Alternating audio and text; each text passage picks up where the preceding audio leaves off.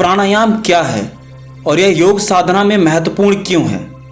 प्राणायाम महर्षि पतंजलि के अष्टांग योग के 8 अंगों में से एक है। अष्टांग योग में 8 प्रक्रियाएं होती हैं: यम, नियम, आसन, प्राणायाम, प्रत्याहार, धारणा, ध्यान तथा समाधि। प्राणायाम अष्टांग योग का चौथा अंग है। प्राणायाम प्राण और आयाम से मिलकर बना है। तो चलिए प्राण शब्द को समझते हैं। प्राण एक ऊर्जा है, एक जीवन शक्ति है जिससे समस्त ब्रह्मांड, समस्त सृष्टि चल रही है। यह यूं कहें, प्राण समस्त जीवन का आधार और सार है। यह वह ऊर्जा है जो संपूर्ण विश्व में व्याप्त है। प्राण उस प्रत्येक वस्तु में प्रवाहित होता है जिसका अस्तित्व है। इससे भी अधिक, प्राण भौतिक संसार, चेतना और मन के मध्य संपर्क सूत्र है। यही तो भौतिक स्तर पर जीवन को संभव बनाता है।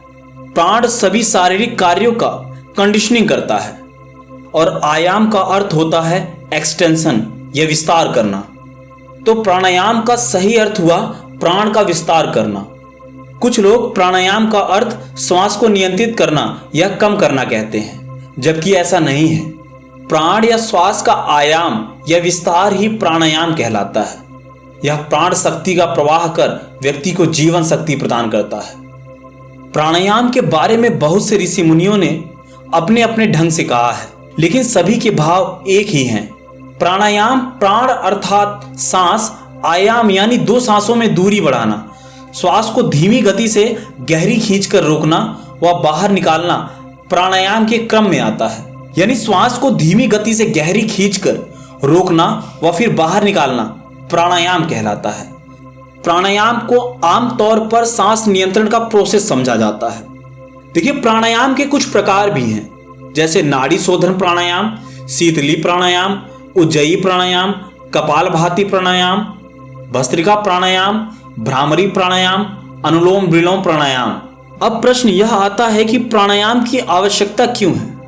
देखिए, कहा जाता है प्राणायाम का अभ्यास करने से तनाव, अस्थमा और जिन लोगों को हकलाने की आदत है उनसे छुटकारा मिलता है। प्राणायाम से डिप्रेशन का इलाज किया जा सकता है।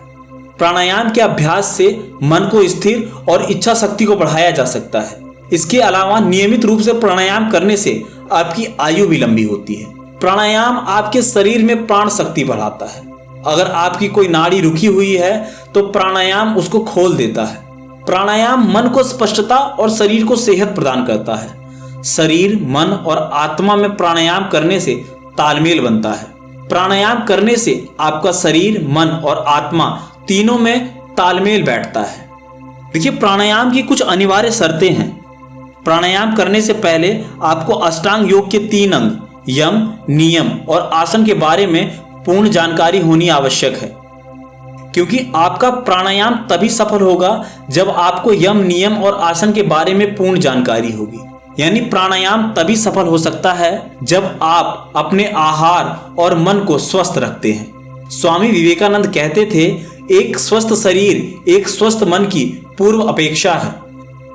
देखिए, प्राणायाम बिना किसी विधि के और बिना प्रशिक्षण के शुरुआत में बहुत कठिन होती है। यदि प्राणायाम अपनी क्षमता से अधिक किया जाए तो वह चक्कर आने और सांस लेने में दिक्कत का कारण भी बन सकता है। प्राणायाम कब करें या प्राणायाम करने का सही समय क्या है? देखिए, प्राणायाम के मूलभूत नियम भी हैं। प्राणायाम सुबह के समय खाली पेट करें। प्राणायाम ताजा हवा और ऊर्जा से मन और शरीर को भरने का एक तरीका है, इसलिए सुबह इसके लिए सही समय है। प्राणायाम करने से पहले स्नान अवश्य करें।